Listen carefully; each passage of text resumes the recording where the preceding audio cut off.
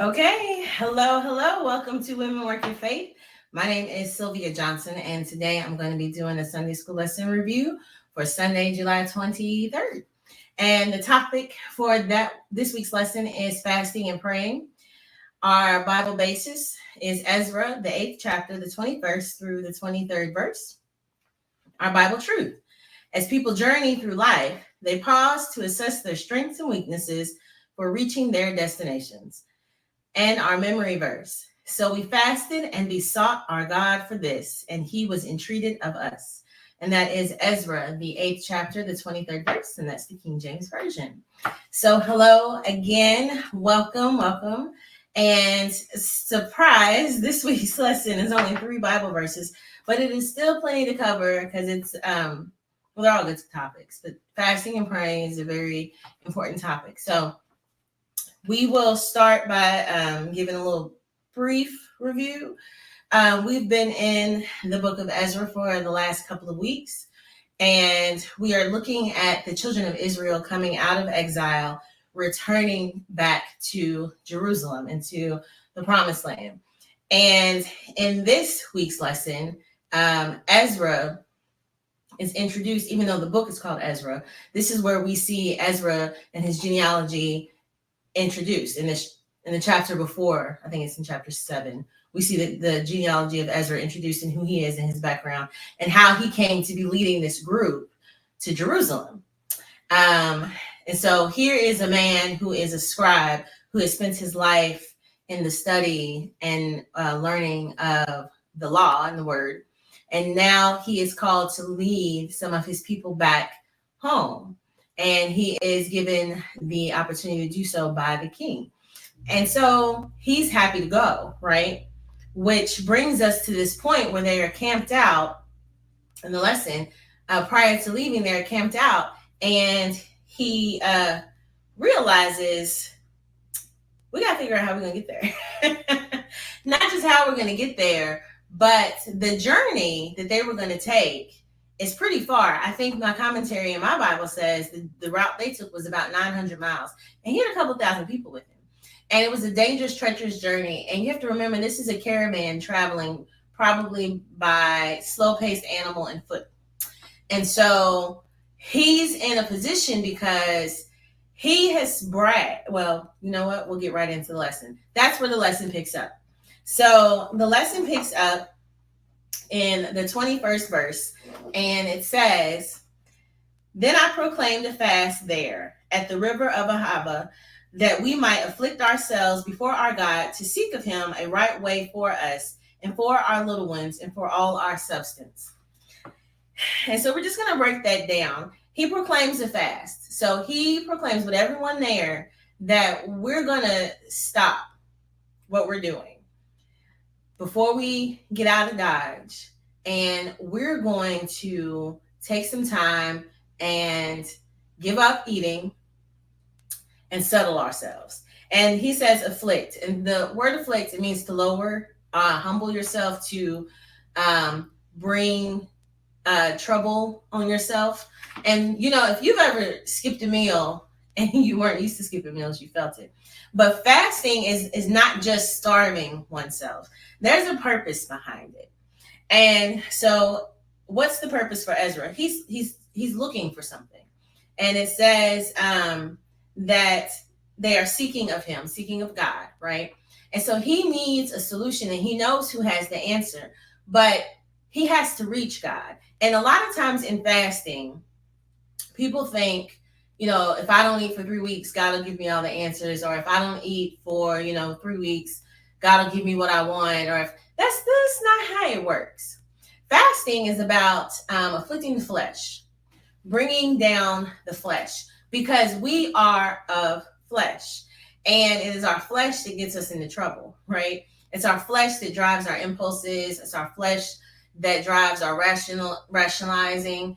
And so what he's trying to do is bring that down, not just for himself, but for everyone else, to bring that flesh under subjection so that something else can rise up. And so what do you want to rise up? Well, you're seeking God, right? You want the inner man to get stronger. You want to hear him. I want to turn off Sylvia And I want to turn on the ears and the eyes that can hear God and his guidance. And so when he says to afflict ourselves before God, we are showing God that, Lord, I am sacrificing me so that I can receive you. And when we receive him, that's where our wisdom comes from. That's where our guidance and our way comes from, which is what he needed, right? Because he said a right way for us. We had children, we had things. It wasn't just him journeying back to Jerusalem. He was bringing people and things with him. And so he needed the wisdom and the providence of God to get there. Well, we find out in the next verse, it says, for I was ashamed to require of the king a band of soldiers and horsemen to help us against the enemy in the way, because we had spoken unto the king, saying, the hand of our God is upon all them for good that seek him, but his power and his wrath is against all them that forsake him. So we find out when the king gave Ezra his papers, his ticket to go, that they had boasted, right? And said, God will make a way for us. God blesses his people. You know how we do. We talk big about God. And he realized after he had talked big about God that he needed something big because he had so many people to make this journey. And it says, for I was ashamed. And so what was that shame? Okay. That was his conviction. Not I'm embarrassed, right? Because sometimes we are ashamed and we're embarrassed. But his conviction said, wait a minute, you need some help. But you can't go back to that worldly heathen king and say, my God will provide all my need, but can you send me some such and such and such and such? And you have to think about what it is that Ezra said. Why could Ezra make that boast about God? He said, the hand of our God is upon all of them for good that seek him. Well, how was he even able to speak of God that way? So we said before that in the chapter before this one, it explained to you that Ezra was a scribe. And so he studies the law and the scriptures, right? He knows what is written about God. But not just that, when you are a true person of God, you know God. And what does the word, those of us who believe, what does the word tell us about God? Are you in a position to boast about him? Can you brag to somebody about God, right? And I have a few verses, and I put them all in the description box, that talks to us about the character of God. So when you have a challenging situation, like the people who were in exile, even before they were free to go, you're in a challenging situation, right? Can you speak to other people about how powerful and sovereign your God is, how just and righteous your God is?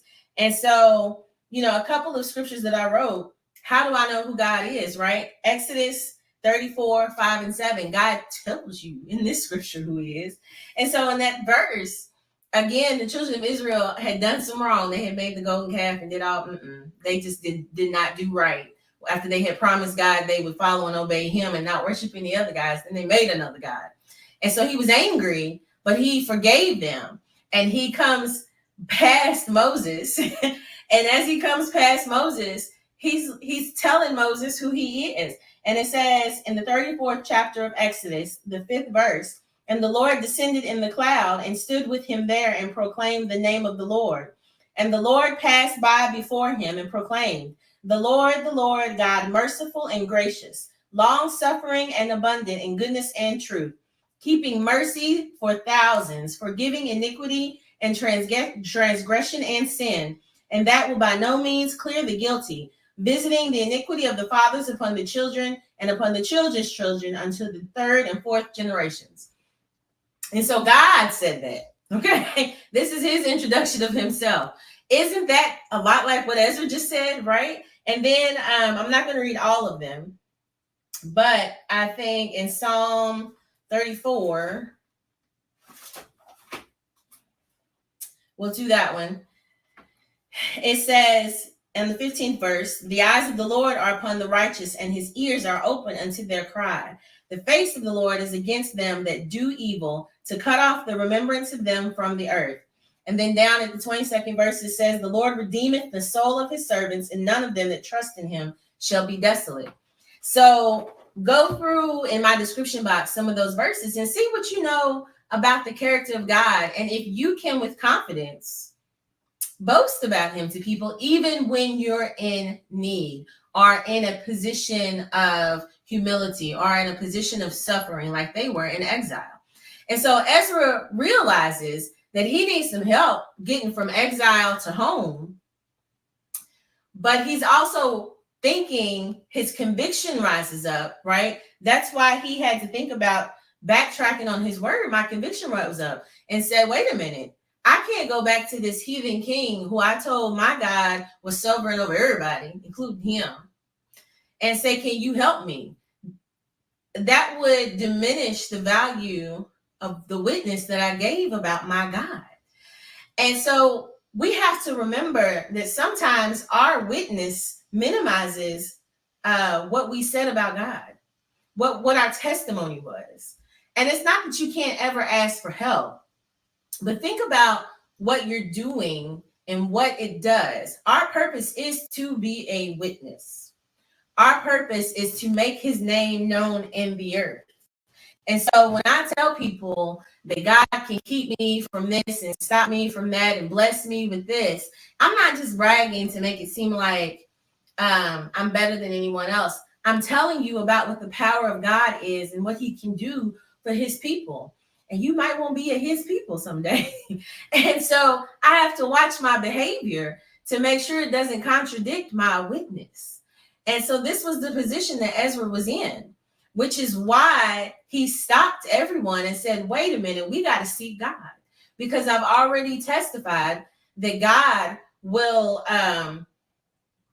he will bring good on all of those that seek him. So let's seek him so we can get the good.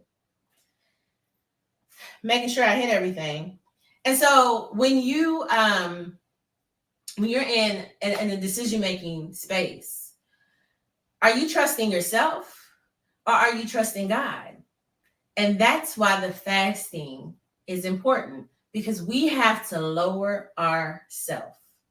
We got to bring Sylvia down so that the God can rise up in me and show me which way he'd have me to go. Because whatever he would have me do, if I follow in obedience, is for the good. That's what Ezra was saying. We know he is upon all them for good that seek him. And so the fasting is not just going hungry. What you are doing is stopping yourself from leaning to your own understanding, from trusting in your own thoughts, from doing what the children of Israel were notorious for doing all the way through the Old Testament, what was right in their own eyes, right? They did that time and time again. What they saw was right. And what Ezra is doing is saying, I'm not going to do what I see is right. I'm going to seek God for the guidance of what to do. And then we get to, okay, I'm making sure I'm getting all my points. We get to the 23rd verse. So we fasted and besought our God for this, and he was entreated of us. And I'll come back to that. God listens when his people turn to him. And I can't go, I might be, I am going to go through some Bible verses. If you look back, and again, we're looking at people who are in the Old Testament and they were living under the law. So many times his people disobeyed him or did not seek his counsel or did not trust his word. And we can go from Genesis to Ezra right now and whip out time and time again where God gave his word and his people turned another way, starting with Eve and that serpent, okay? When we turn to him, he listens. He hears us. I have here Isaiah, the 8th chapter.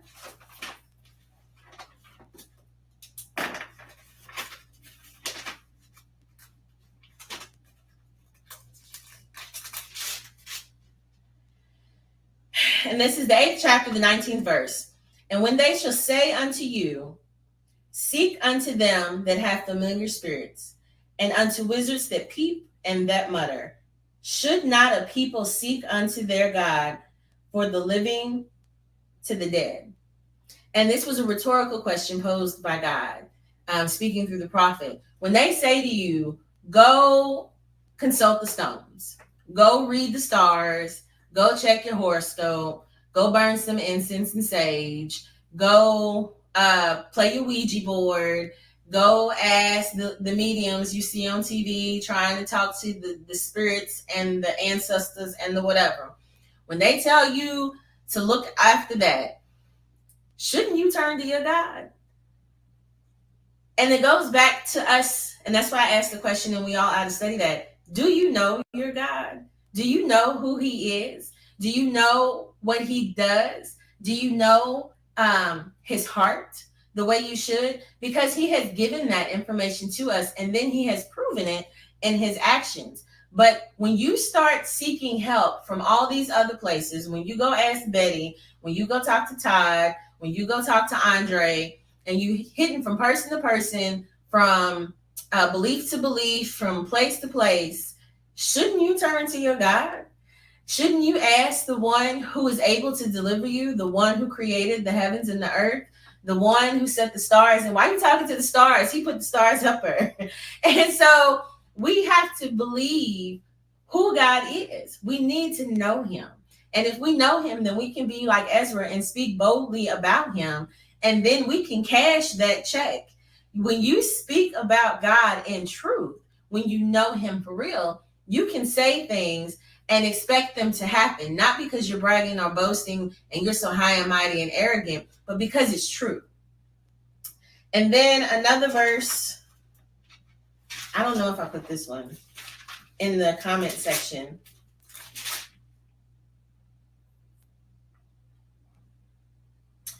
This is Psalm 26:7. Now know I that the Lord saveth his anointed. He will hear him from his holy heaven with the saving strength of his right hand. Some trust in chariots and some in horses, but we will remember the name of the Lord our God. So you should remember the name of your God, not just God. But remember what I said when he came past Moses and he proclaimed his name, he made his identity known. When it says we will remember the name of our God, I will remember who I serve. I will remember whose name I carry, who I identify as, who made me, who is the creator of all things. So while you're worried about, can we go back to the king and get an escort and some horses so this goes faster, maybe a little extra this and this and that, I will remember God. And I will say that there's no one I could ask that is more able to do it than him. And if my flesh gets weak, if my eyesight catches some things that make me scared, if I hear some things that give me nightmares, if I feel a little funny in my way, I will subdue the flesh. I will bring it under subjection, and I will turn my face to God and seek him. And so when we trust him, because he likes it when we turn to him, he loves that. I think Kanisha and I did a video when we were talking about Abram. You know, God likes it when we take him at his word. And it's a show of faith. And that's what the Bible tells us, that without faith, it's impossible to please him. And so we're also moving in our duty and our call to be his witnesses. When someone sees me turn my face to God, turn my attention towards him, someone sees me turn away whatever it is that the body tells me it needs for comfort, and to lay myself bare before him, it's a witness for him to the level of that I trust him with my life, which is what he wants me to do. And he wants the next person to do, and he wants the next person to do. And so we're doing what he called us to do when we trust him, and it pleases him. And when he is pleased, he likes to give you good things. So it's a win-win, right? And Ezra says, and he was entreated of us. And so we sought him, and he heard us. He heard our seeking. He heard our calling. And if you continue on, and this is, I think, the next lesson, you see that they go on the journey and they get there safely. Not only do they get there safely, but they get there with everything intact that they took. They didn't lose anything on the way. And I don't know about you, but I can lose something from here to the driveway. So the fact that they made it 900 miles with all of those people and all of those things and all of those animals and everything was intact, you know it was the Lord that led them. And he can keep that, he can keep and preserve us when we are journeying with him. So some questions that I have for consideration as we are learning and thinking about this is, remember who Ezra was. So if you don't know who Ezra was a scribe and a priest, and it gives his genealogy and his lineage before this lesson.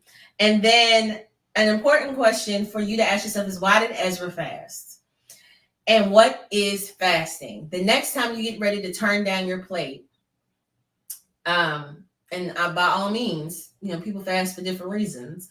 But when you get ready to turn down your plate, think about really what it is that you're doing. And then think about some people, if you don't value fasting. I advise you to study your word and to see, who are some people that fasted in the Bible? Because there were some people in the Bible that when they fasted and they didn't know God before, he heard them. He had mercy on them. Off the top of my head, I'm thinking about Ahab and I'm thinking about Nineveh, right? They were in some dire situations because of their disobedience to God. But when they fasted, not just went hungry, but when they subjected themselves to affliction in the name of God, and I don't mean beating myself and making myself sick and all of that. No, we're not talking about that. We're talking about lowering the flesh. When they did that, God saw them. And so fasting has value and praying has value. It is always worthwhile to seek communion with God, to be joined together with him in communication, not just so that we can ask for things. But in this case, as you see through the lesson, it was Ezra who was listening to hear from God. So with that being said, it's a very quick lesson this week. But it was definitely worthwhile getting into and to understand, because it's very valuable to who we are and what we do today. Thank you very much for joining me. I would like to know, do you participate in fasting? I hope that we all pray, but do you participate in fasting, and do you see value in it today? Because I believe that there is value in it, and I do it. And so just pop your little answers in the comments box. And if you enjoyed this video, please like and share. I will not be doing Sunday school next week. It's our convocation for our state. So I'll be busy. We'll put up a pre-recorded video, and then I'll be back for some Sunday school lessons in August. Thank you very much for joining me, and God bless.